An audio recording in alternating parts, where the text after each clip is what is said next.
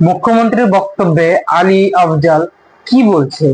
তিনি খুব খুব মুখে দেখছি আমি যে তিনি খুব ক্ষুব্ধ হয়ে আছে মুখ্যমন্ত্রীর উপরে।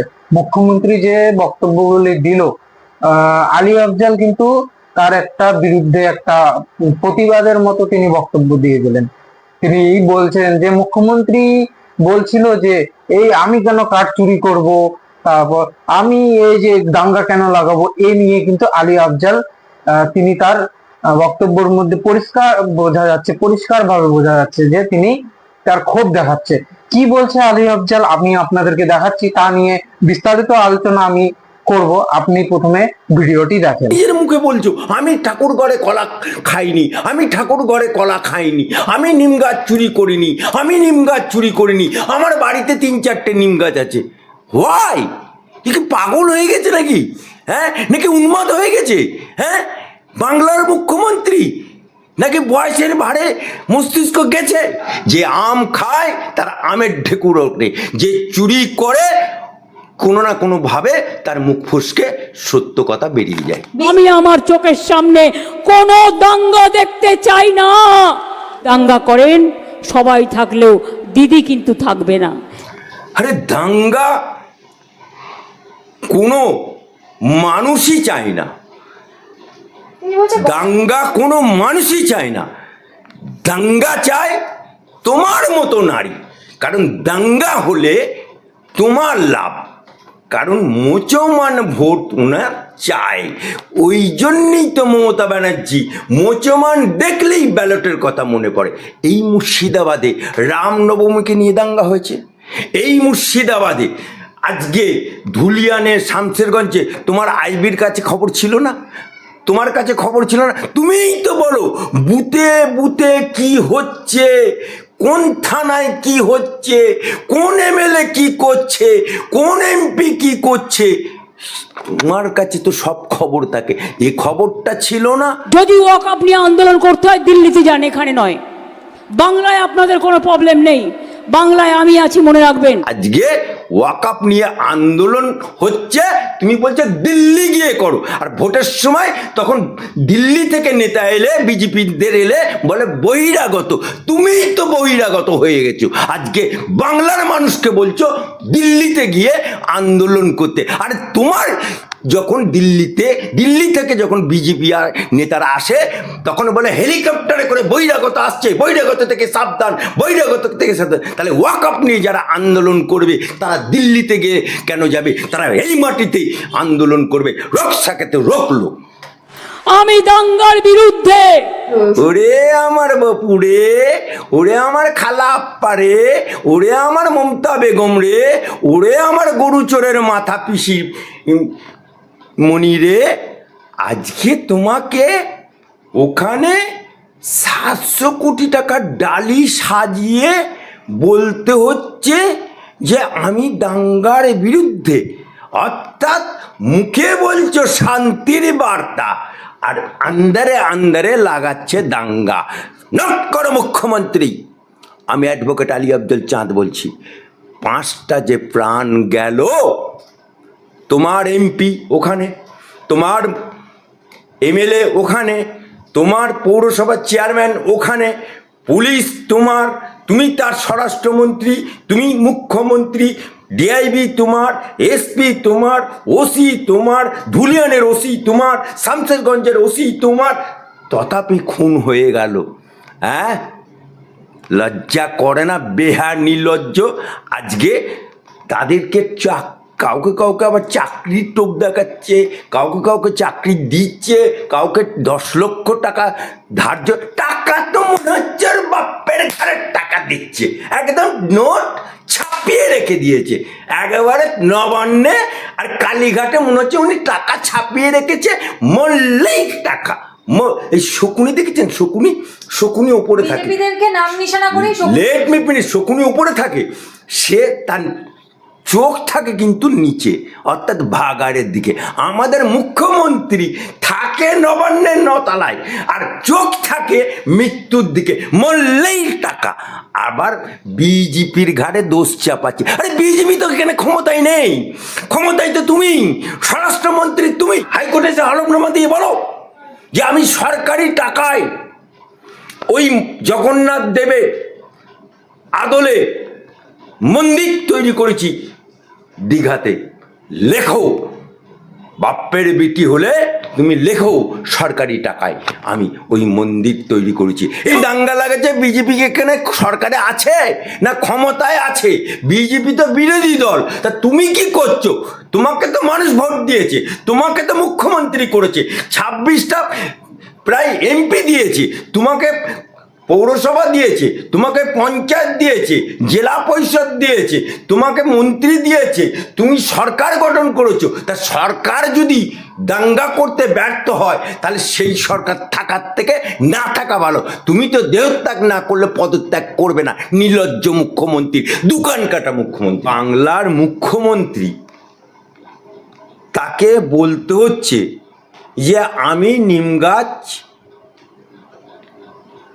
চুরি করিনি বা নিম কাঠ চুরি করিনি, আমার বাড়িতে 3-4টে নিম গাছ আছে। তা বাড়িতে 3-4টে নিম গাছে কি জগন্নাথ ধামের মন্দির তৈরি হয়ে গেল নাকি? হ্যাঁ, আর একটা বাংলার মুখ্যমন্ত্রী তিনি স্টেজে দাঁড়িয়ে বলতে হচ্ছে যে আমি চুরি করিনি, সাফাই দিতে হচ্ছে।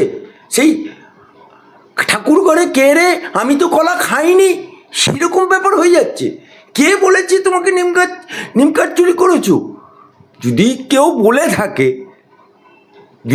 বলে থাকে তার উত্তর তুমি স্টেজে জনমানুষের সামনে তুলে ধরছো।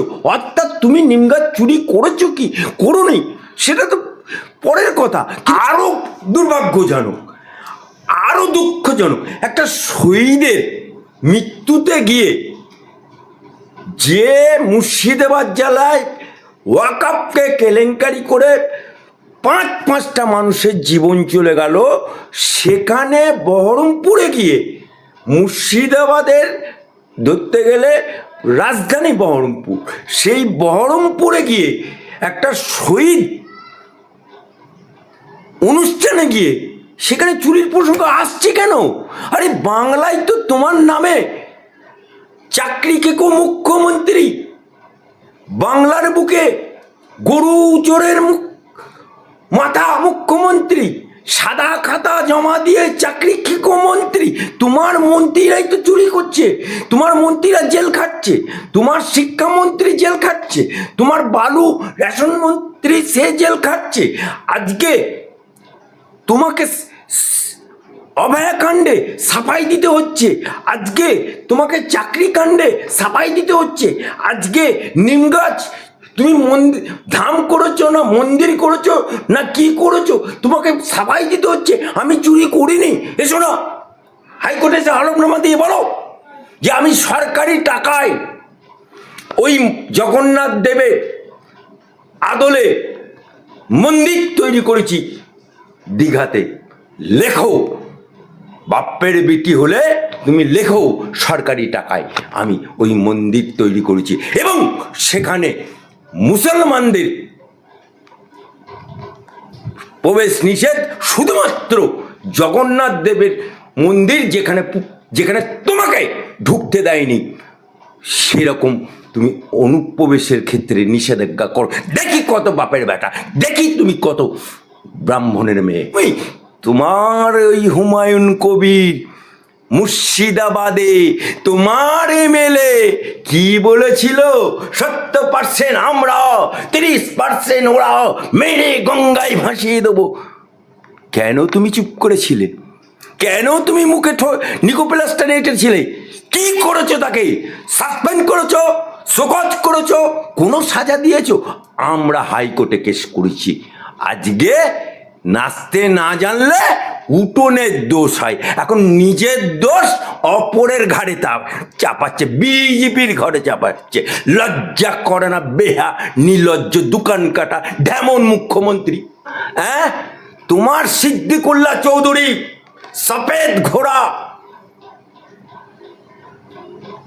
মুসলমান লিবাস পরা, শিমুল ফুল, সে কি বলেছিল কলকাতার রাজপথে দাঁড়িয়ে? সে কি বলেছিল? সে দাঙ্গার কথা বলেনি? তোমার ফিরাদ হাকিম কি বলেছিল? আল্লাহ যদি করে 30% আমরা 70% হয়ে যাবে, বলেনি? অর্থাৎ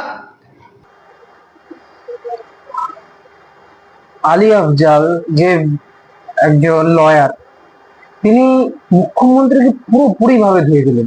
তিনি মুখ্যমন্ত্রীর পুরো কর্মকাণ্ড, গোটা যে পলিটিক্সে যা যা কাজ করছে, যা যা ফ্রডগিরি করছে, যা যা জালিয়াতি স্ক্যাম, সবকিছু পর্দাফাশ করে দিল।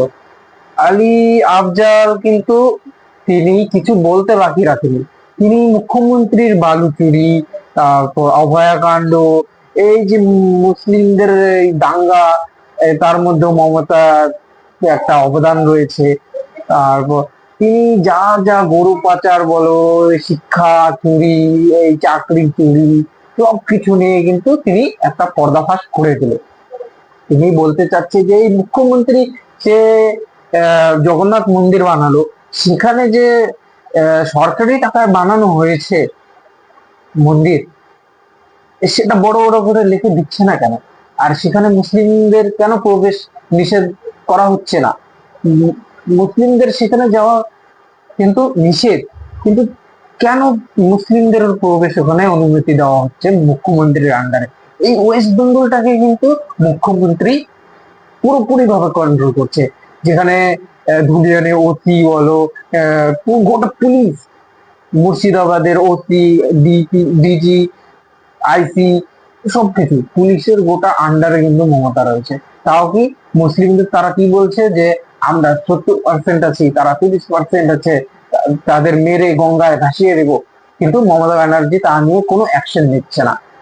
যে তারা বলে দিল মুসলিমরা, আর মমতা চুপ করে শুনে নিল। আর এখানে যদি কোনো হিন্দু কোনো প্রতিবাদ করে, তাদের কিন্তু পুলিশে ধরা খেতে হবে। দেখবেন আজকে কিছু হিন্দু কিছু বলে দিল, একটা বড় কিছু নিউজে ভাইরাল হয়ে গেল, বা পরের দিনই দেখবা সে পুলিশের কাছে চলে গেছে, সে জেলে পুড়ে গেছে। তো এই বেঙ্গলে এত যে মমতা ব্যানার্জি এত ফ্রড কাজ করছে, আলী জাফর কিন্তু পুরোপুরি যে আফজাল রয়েছে, আলী আফজাল কিন্তু পুরোপুরি ভাবে মমতার পর্দাফাশ করে দিল। তিনি কোনো কিছু বলতে বাকি রাখলো না। মমতা ব্যানার্জি জিম কার্ড চুরি থেকে শুরু করে নিয়ে গরু পাচার, শিক্ষা চুরি, এ to Z, অভয়াকাণ্ড, A to Z ফাঁস করে দিল। তিনি কিন্তু তাকে নিয়ে অনেক কুমন্তব্য করলো, যেটা আসলে সঠিক। কি মনে হয় আপনাদের যে মমতা ব্যানার্জি যতদিন এখানে ওয়েস্ট বেঙ্গলে থাকবে, ততদিন কি এরকমই চলবে? ওয়েস্ট বেঙ্গল কি কখনো ঠিক হবে না? একটা মানুষের পুলিশের প্রতি এত এত শ্রদ্ধা থাকে, মমতা ব্যানার্জি কি তাকে কন্ট্রোল করে কি পুলিশের নামটা কি একদম খারাপ করে দিবে? আপনাদের কি মনে হয়? হ্যাঁ, আলী জাফর কিন্তু পুরোপুরি ভাবে মমতা ব্যানার্জির সব কাজকর্ম ফাঁস করে দিল। তো আপনাদের কি মতামত আছে এই আলী আফজালের মন্তব্য নিয়ে? আলী আফজালের মন্তব্য নিয়ে কি মন্তব্য আছে আপনাদের? তো উনি কি ঠিক বললো না ভুল বললো? আপনারা নিজেদের মতামত কমেন্টস এর মধ্যে জানান। আপনারা ভালো থাকবেন, সুস্থ থাকবেন, আর সঙ্গে থাকবেন। আর আমি যা বলবো সব স্পষ্ট বলবো।